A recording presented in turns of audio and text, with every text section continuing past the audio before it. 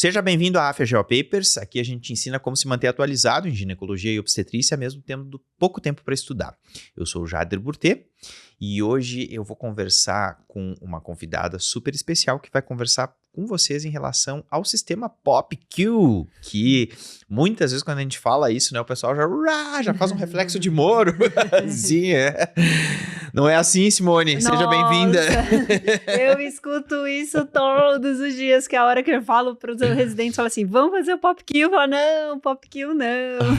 Obrigada, Jader, pelo convite.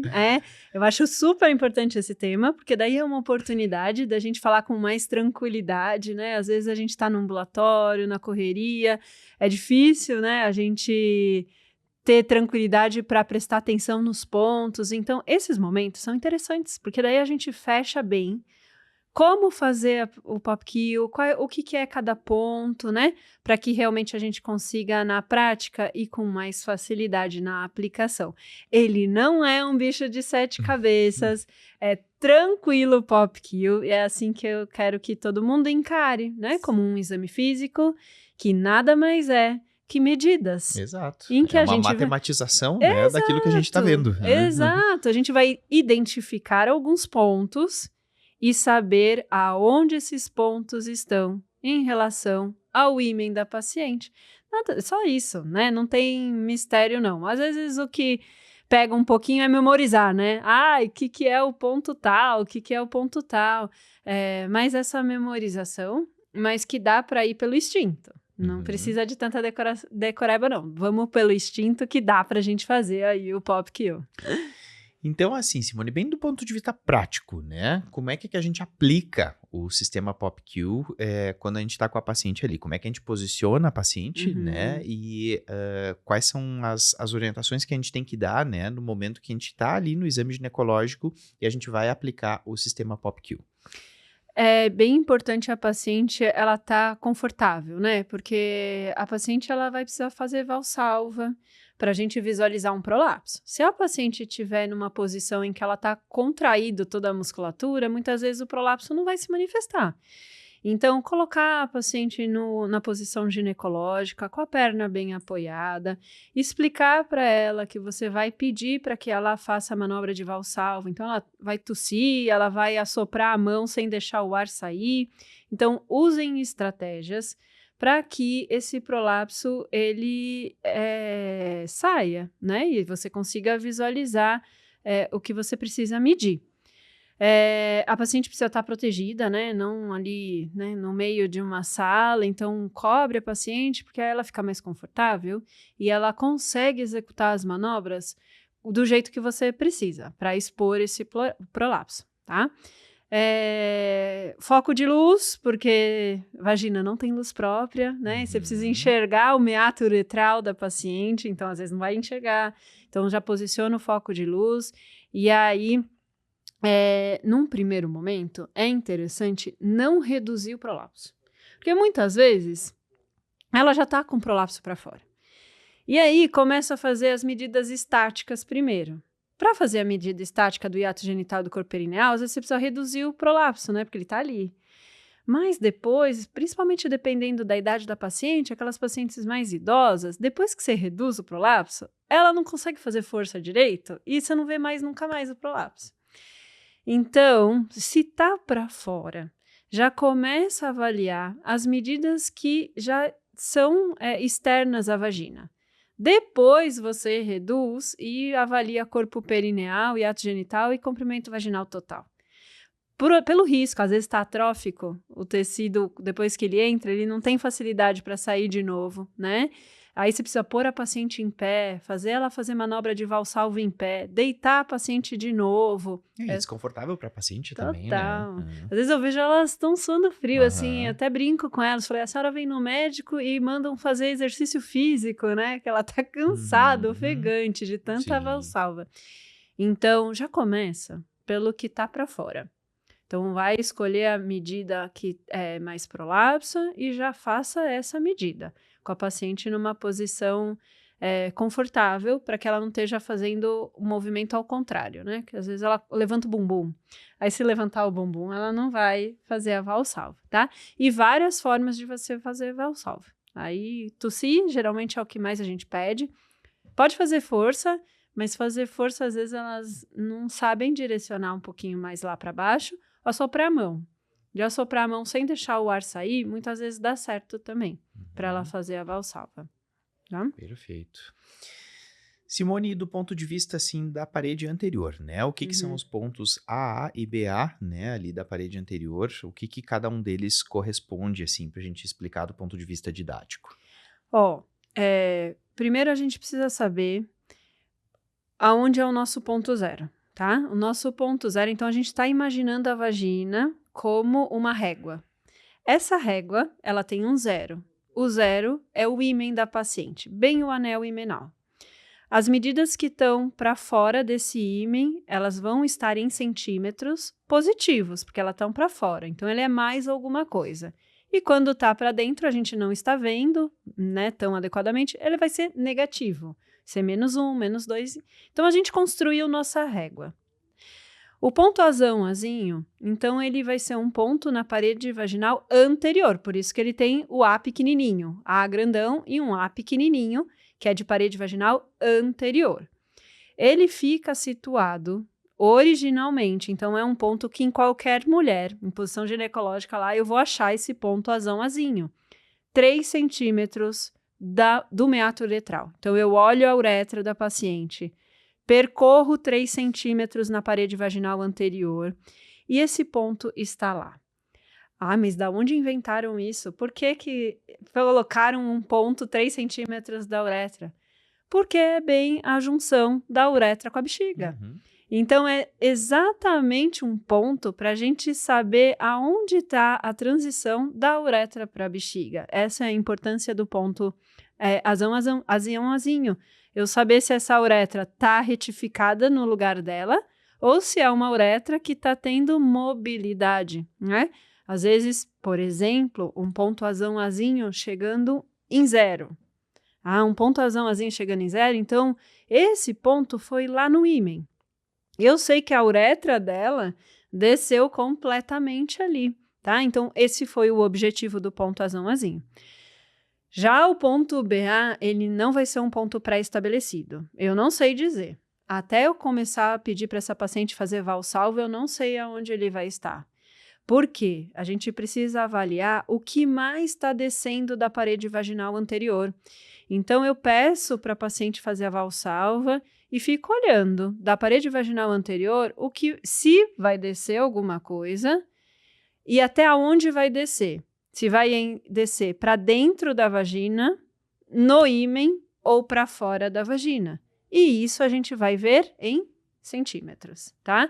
Então, esses 2 pontos, eles dizem respeito à parede vaginal anterior. O azinho, ponto pré-estabelecido. 3 centímetros do meato uretral. Só que o que a gente quer avaliar é na valsalva. Então, eu acho esse ponto e vejo aonde ele vai. Ponto BA, ponto que mais prolapsa da parede vaginal anterior. Pede para ela fazer a valsalva e avalia aonde esse ponto vai parar. Pode ser tanto para dentro. Por exemplo, se a gente pede para uma paciente fazer valsalva. Vai lá, dona Maria, tosse, tosse, tosse, tosse. E não se mexe. A parede vaginal anterior, ela não se mexe. É difícil não mexer nada, né? Porque a vagina funciona como uma mola. E é muito inteligente. Porque se ela fosse rígida, qualquer força que a gente instituísse, a gente poderia ter uma lesão maior. Como ela é uma mola, ela diminui o impacto. Então, qualquer paciente que a gente pedir para fazer valsalva, a gente vai avaliar esse movimento, que é normal, natural. Agora, uma descida maior, aí essa não. Então, aí o ponto BA, eu vou estar vendo isso. Se ele desceu e o quanto que ele desceu. Sem ser um ponto pré-estabelecido. Perfeito, ótimo. Então, são os pontos da parede anterior, né? Para a gente ver realmente um ponto pré-estabelecido e um ponto que vai ser o de maior descenso, exatamente. né? Então, ótimo, excelente. Simone, em relação à parede posterior, né? O que são os pontos AP e BP? Princípio muito parecido, né? Muito parecido. Tanto que o P é de posterior, né? O A que fica lá em cima do nosso jogo da velha, agora o P aqui embaixo do nosso jogo da velha também, de posterior. Ah, Simone, mas você falou que o azão-azinho, a gente conta da uretra da paciente, né? Então, no posterior, a gente não tem uretra. Não tem. Mas temos a junção ali do ímen, a fúrcula. Então, a gente conta da fúrcula 3 centímetros e ali é o nosso ponto AP. Ah, mas em cima, você falou que era o tamanho da uretra. E embaixo? É o tamanho do corpo perineal. O corpo perineal, ele tem 3 centímetros de profundidade. Por isso, o ponto AP ali, para a gente saber até onde eu tenho o corpo perineal e aonde eu comecei a ter o reto da paciente, tá? Aí, a junção do reto. Por isso, esse ponto é importante também. Ponto pré-estabelecido. 3 centímetros da fúrcula, ele tá ali, eu vou avaliar na valsalva aonde ele vai. E é interessante a gente falar assim, ó, paciente que não tem prolapso nenhum, o ponto AP, menos 3. Menos porque ele está lá para dentro e 3 porque ele não se mexeu, é o original dele. Ah, mas e se ele sair tudo? Se ele sair tudo que ele pode sair, ele só pode sair 3 centímetros. Então, o ponto AP igual ao ponto AA, ele só vai variar de menos 3 a mais 3. Às vezes eu pego uns pop kill que vem um azão-azinho ou um AP mais 5.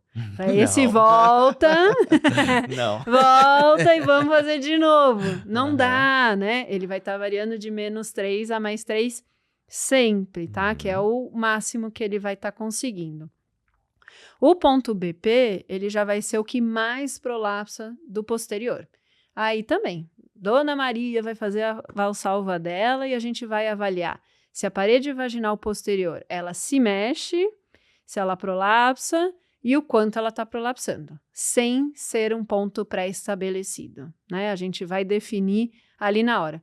Pode corresponder, às vezes, com o ponto AP? Pode. Se o ponto AP for o que mais prolapsa, o ponto BP vai ser esse também. Aí os dois, por um exemplo, vão ser mais 3. Tá? Aí a gente pode ter essa correspondência também dos dois serem iguais.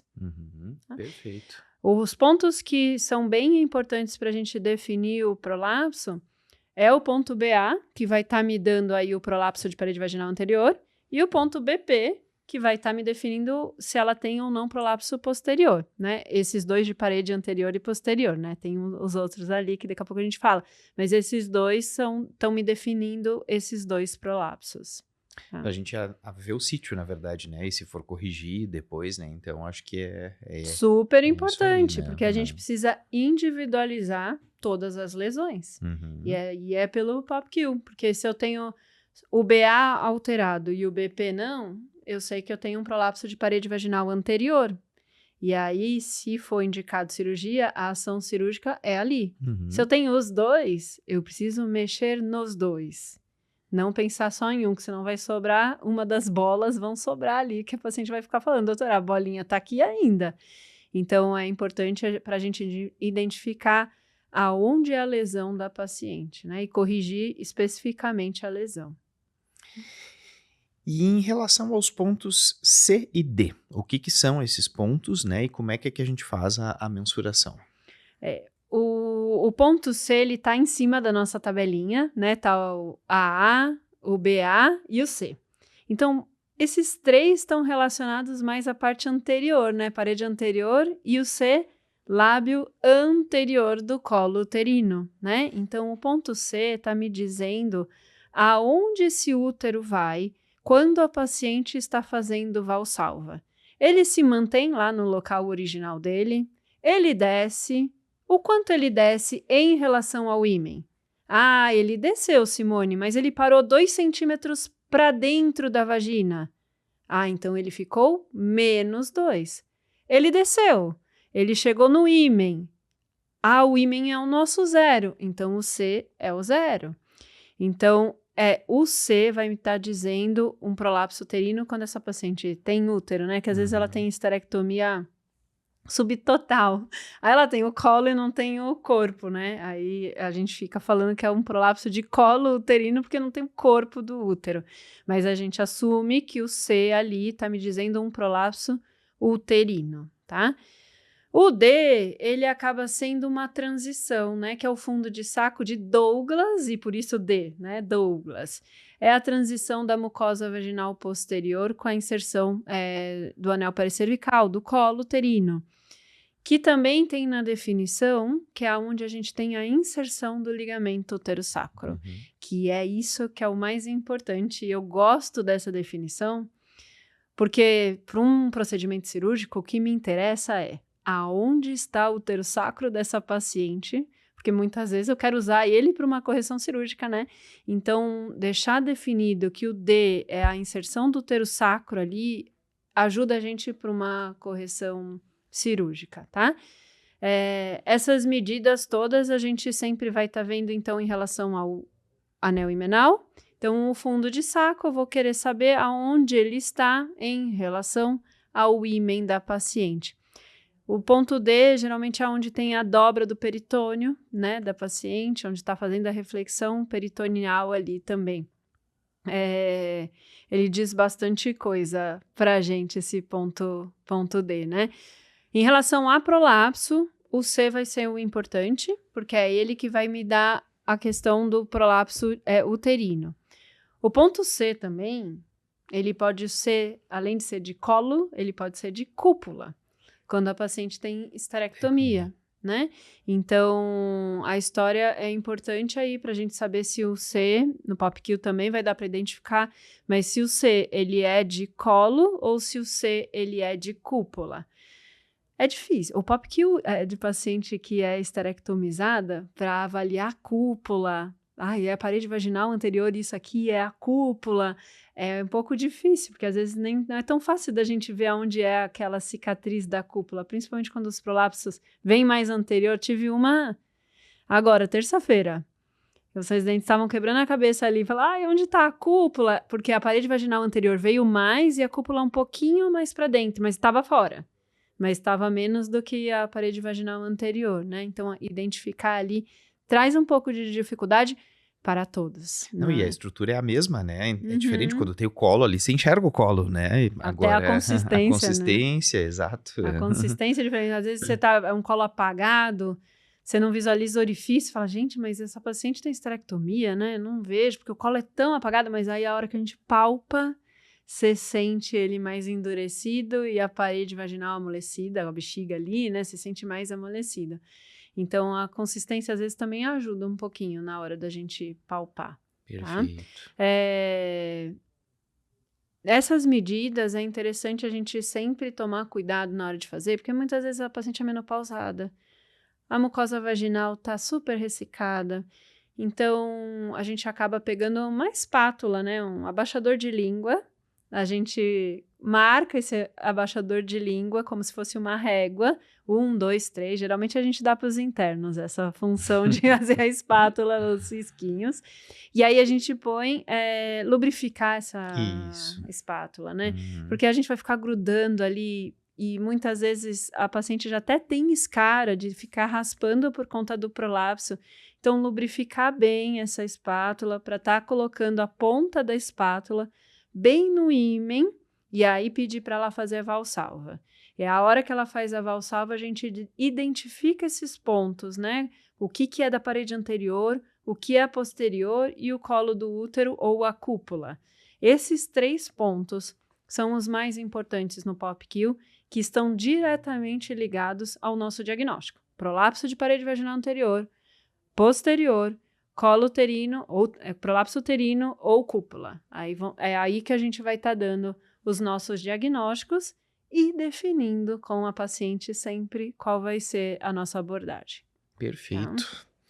Acho que ficou muito didático, muito legal, assim, porque você explicou bem por partes, assim, né, o que é um ponto que ele vai ser considerado, na verdade, né, como um ponto fixo, o que vai ser considerado como um ponto móvel, na verdade, né, e acho que foi super didático, assim, então, muito bom, excelente. Porque é difícil, né, a gente fechar o olho, o importante, quando a gente tá falando desses pontos, fechar o olho, imaginar a vagina da paciente, Uretra, 3 centímetros, vi ali, tá lá. Agora pede para ela fazer força. Ela vai fazer força, eu vou ver onde ele tá, porque é esse o que a gente vai precisar saber, sempre na valsalva ali, né? Então, importante fechar o olho e imaginar fazendo e colocar em prática. Não ter medo de arriscar. E vai lá, pede para a paciente fazer força e põe em prática isso. Aonde está o pontuaçãozinho, aonde está o AP, que aí as coisas ficam mais naturais na hora de fazer. Perfeito, ótimo. Excelente, Simone, muitíssimo obrigado. Imagina, é um prazer estar aqui, ainda mais falando de PopQ, que eu não quero mais que ele seja um monstro. Exato.